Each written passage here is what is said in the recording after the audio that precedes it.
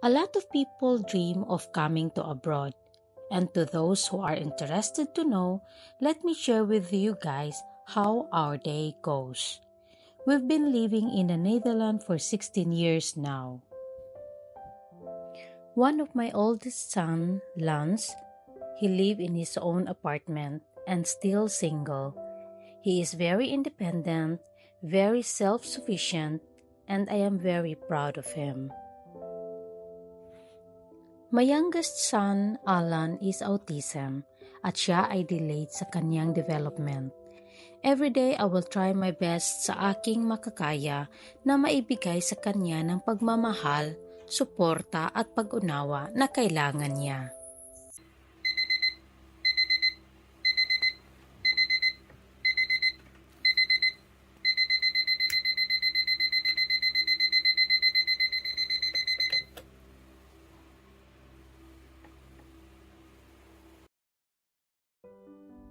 I get up usually 5 o'clock in the morning so that I can prepare baon ni Alan sa school at sa work ko. Dahan-dahan tayo pababa guys, baka magising si Alan.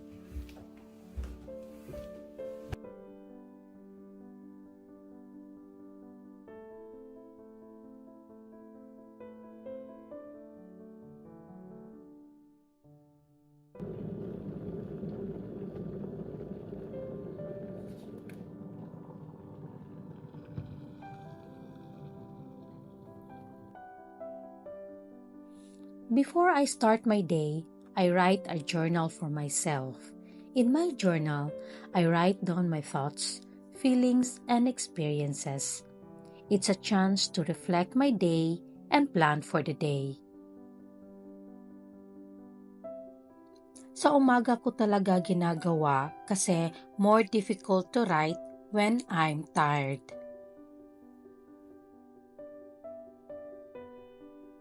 If I have more time pa, I check my emails.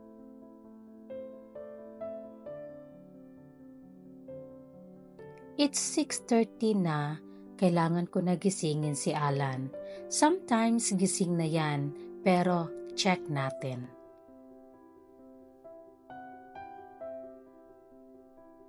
Goedemorgen! Ay, gising na pala si Alan. Nagpapakain ng mga isda.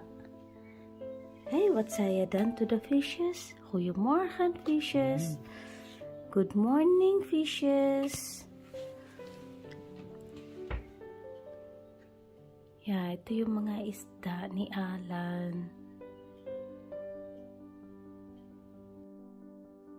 I told Alan, if you make your bed every morning, you will have accomplished the first task of the day.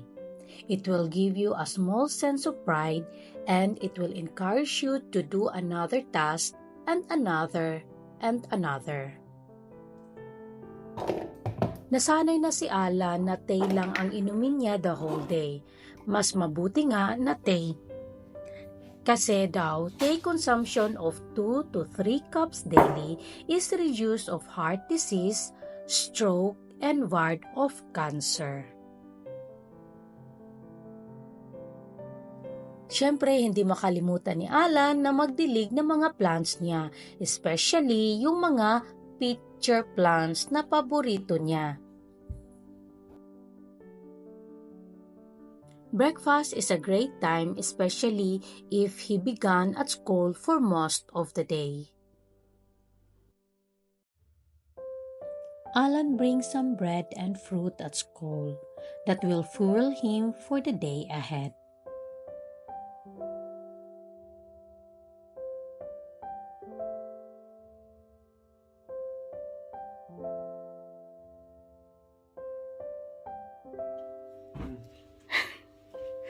A try, and sock,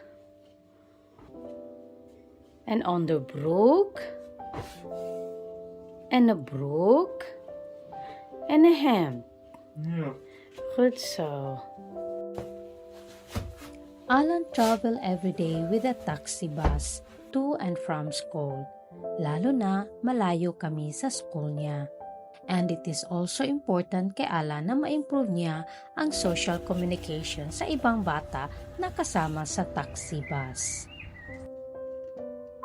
I bring everyday smoothie as a baon to my work as a meal replacement.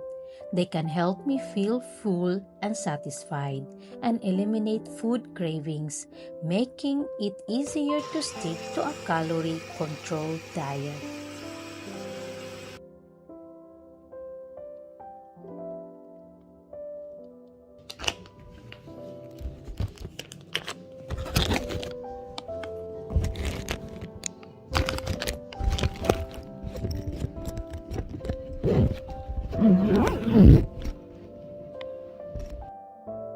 It's time to go to work, and I work only part-time job so that I can take Alan to any appointments and monitor him at all times in order for him to remain safely at home. After my work, I go directly sa bahay. Baka maghintay doon si Alan. 2:30 ang labasan sa school ni Alan.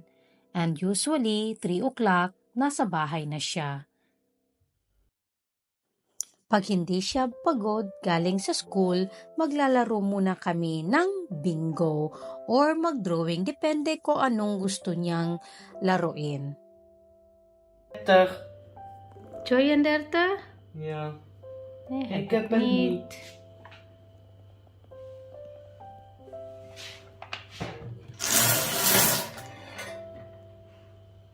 60.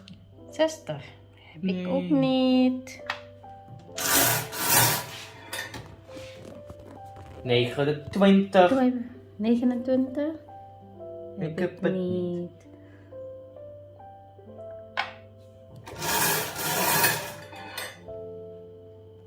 Twintig. 20. Heb ik het Nee. 20? Nee. Habang busy siya sa paglalaro, magluluto naman ako ng dinner namin. Eating together is important to us. It provides a time to be connected. Kukumustahin ko si Alan about sa school. May problema ba or wala? In this way, Alan feel loved, safe, and secure.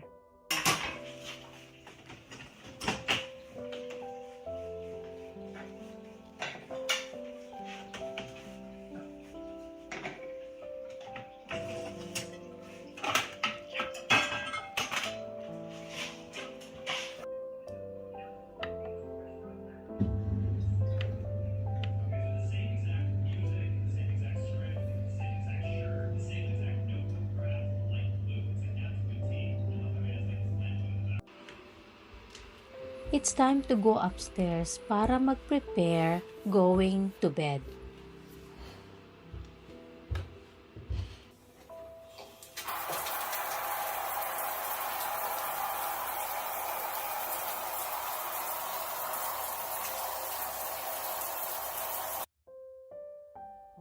Before matulog si Alan, we read his favorite book, kahit 5 minutes lang. In this way, ma-improve ni Alan ang language development and listening skills niya. Het fladdert langzaam mijn kant, op en land, op en tak naast me. Wauw, een atlasvlinder. Tinuruan ko rin si Alan mag-pray before matulog. Tingnan nyo guys, gaya-gaya lang siya sa akin.